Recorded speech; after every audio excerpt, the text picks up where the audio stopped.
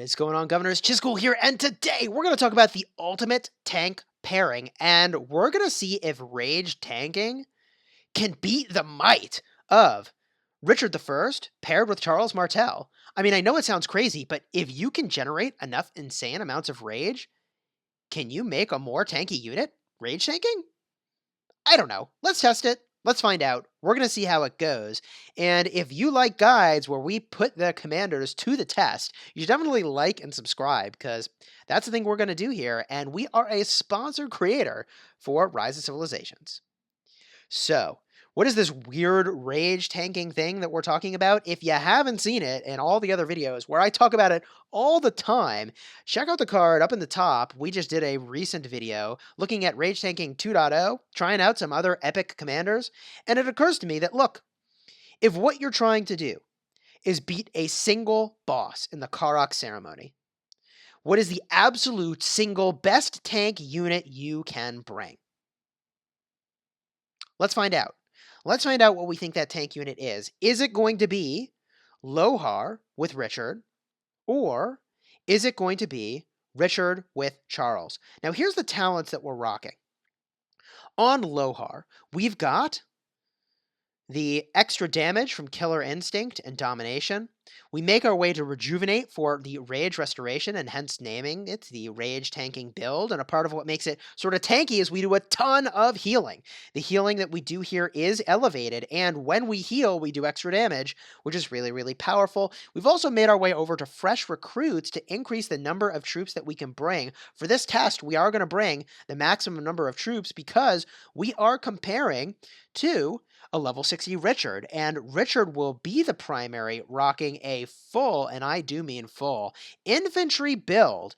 We've picked up literally every single talent contained within there. We've made our way over to Testudo Formation and Balance with one extra point dropped in over here, and over here we had 2 to spare, making the units slightly more tanky, and, well, more health and more defense and a little bit of attack. That's what those things are. So, let's bring this to the test. Let's see if rage tanking with Richard I, which, by the way, is, I think, the very best pairing. I know in my last video, everyone was like, what about Richard? What about Richard? And that was supposed to be an epic commander pairing. Now we're going to show you Lohar with Richard. It's pretty insane. Let's get that rolling. Lohar is going to be the primary. Richard I is going to be the secondary. We're going to bring all samurai. We're going to bring the max number we can bring, and we are going to send them out on the battlefield. Now, I suppose you might argue, like, couldn't Martel as the secondary be a better pairing? And I don't think that's true. Martel is not doing healing, and that is not going to synergize with all the things that all our rage tanking goodness is doing, so I don't think Lohar with Martel is the play, but I think it is a strong play.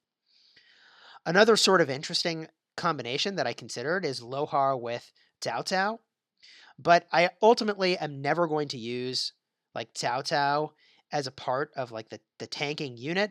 Like, we're going to have Cao Cao with Minamoto doing big damage off to the side, so I didn't think that was a fair pairing here to see if we would use them as a tank unit because they're going to be in the battlefield somewhere else anyways.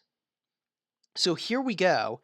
We are now hitting, and you're going to see the insanity of full-fledged optimal rage tanking.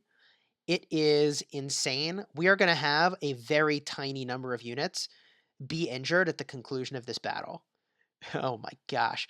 The damage, the healing. And, like, by the way, we've got a nearly maxed Richard here. We're on the doorstep of doing that. So the healing from even Lohar is out of control. It's elevated a huge amount. I think it's 25% or so from the skills on Richard I. Yeah. Pretty nuts. We're going to get a look at this report in a second, and I'm excited to see how this goes. Here we are. We're going to let those guys go back to town, get a look at the report. We started with 206,000 units, and only 97 were severely wounded.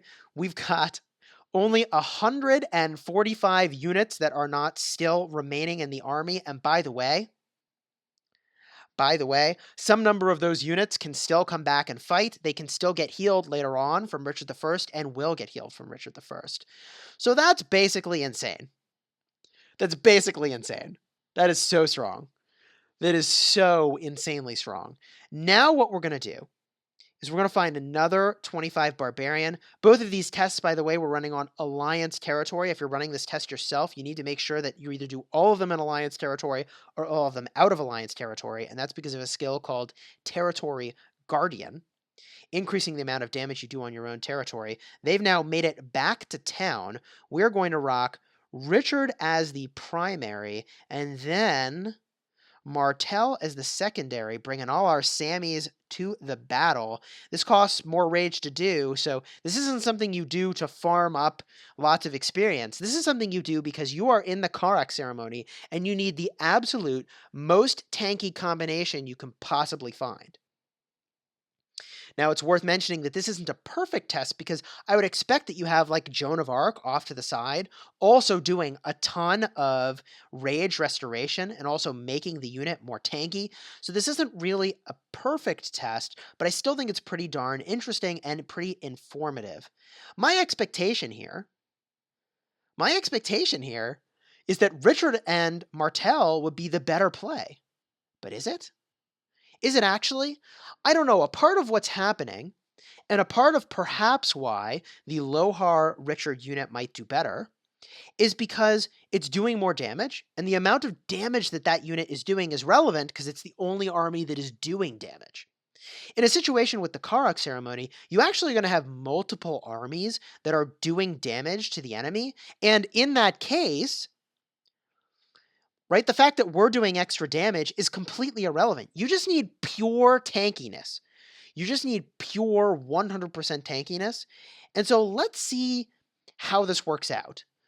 This unit is obviously a little bit slower to march here. There's not a lot of march speed talents that we're able to pick up in this pairing. That's okay, though, because we are about to arrive on scene. And I mean, like, look, I'm really curious. I am really curious what's about to happen. Can you even beat? Like, is it really even possible to beat 145 units that were not in the army at the end of that? I don't know, but now we're about to find out. Big damage reduction, big shield. The shield lasts for a full 4 seconds. So 1, 2, 3, 4, and then it's expiring and we start taking normal attack damage again, and then we get healed.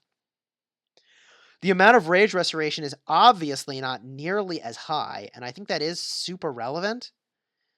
We're also doing elevated damage for the 4 seconds that we have the shield, which is kind of interesting. In a perfect world, the shield would probably be aligning with the skill damage from the opposing side, which is not always working out to be the case here. I'm pretty curious. Is this the ultimate tank unit? Let's see. Let's see what the report looks like. We started with 200,000 units. Now here is what is interesting.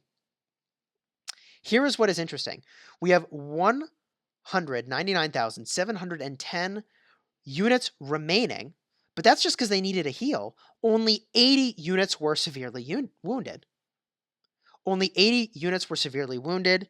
In this configuration, 97 units were severely wounded. Okay, so there's one last thing I want to try. I mean, it just occurred to me. Like, what if? We saw the shield from Charles Martel was lasting all 4 seconds. What if you could do so much rage generation that you have a constant shield from Charles Martel? Would you take any damage at all? Would you have any wounded units at all? And then Lohar's heal will just bring you right back up to full capacity? I don't know. Let's find out. Let's see if it works. We're going to send Lohar with Martel, rage tanking, shield tanking.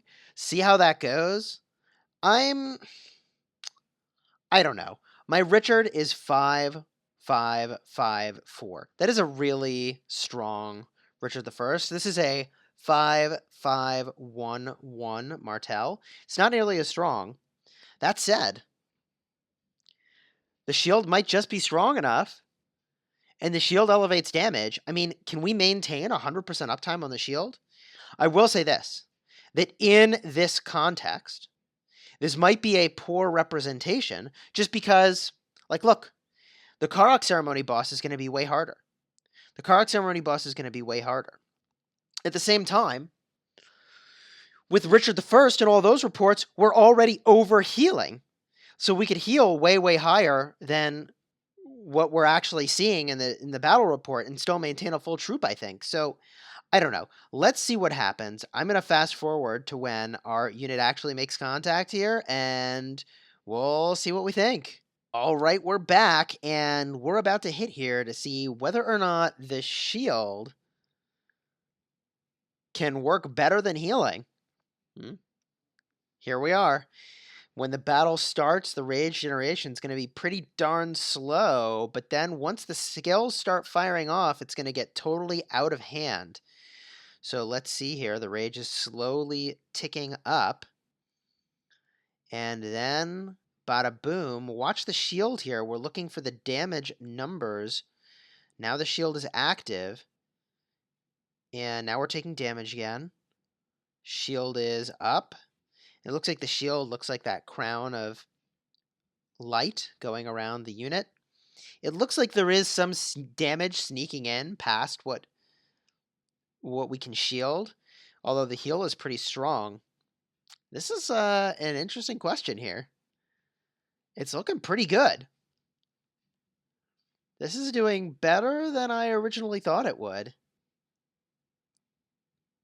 Okay, let's get a look at the report. Ooh, only 60 severely wounded units, but the healing can't keep up. There's only 200,836 remaining units in the army, which means it's not healing as much as those other ones were. The other ones had more severely wounded units, but they also had more troops remaining in the army. So Lohar and Martel doesn't make the cut. The tankiest army is, without a doubt, Richard I and Charles Martel. I mean, it's two legendaries. I suppose we should have expected that. But good to know. Good to know. So next Karok Ceremony, that's the pairing we're going to be rocking, and we'll use Lohar probably with Joan of Arc for crazy, crazy amounts of buff maintenance on our war group and all of the armies that we bring. If you think there's a different combo we should try or a different way we should have tried it, definitely leave that in the comments, like and subscribe if you found this helpful. And until next time, my friends, you have fun smashing the kingdom.